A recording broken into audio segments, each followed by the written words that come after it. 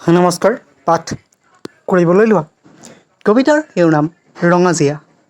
কবি শ্ৰদ্ধাৰ মহিম বৰা। হঠাৎ খলকে বুকু তীব্ৰ বেদনাত অৱশিষ্ট আৰু এটি ৰ'ল জানো তাত তাহানিৰ জিৰণীয়া মাছ। জ্বলিছিল সেই স্বপ্ন জানো ফৰমুটি হাকুটিৰে ঢুকিকে নোপোৱা সেন্দুৰীয়া আমৰ থোপাত। কেন্দুৰ ডালত বহি জেঠৰ দুপৰে সুহুৰিত সুৰ তোলে জিৰাও জিৰাও ফেৰেঙনি টোত বহি বুঢ়া ডাঙৰীয়া লগে লগে তাল ধৰে মহা আয়ামৰে। উজলিছিল সেই স্বপ্ন জানো কলঙৰ নিজান ঘাটত।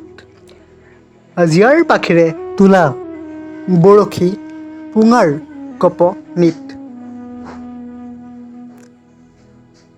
সিপাৰৰ দোৰোণৰ নিৰ্মল শুভ্ৰতা চৰহা পোকৰ দৰে সুমাল চকুত।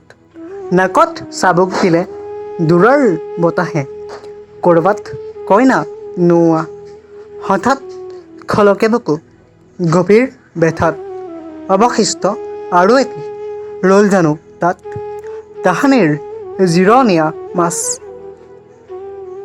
দূৰণিৰ দিগন্তত জানোবা নামিছে সন্ধ্যা চুচুক চামাক।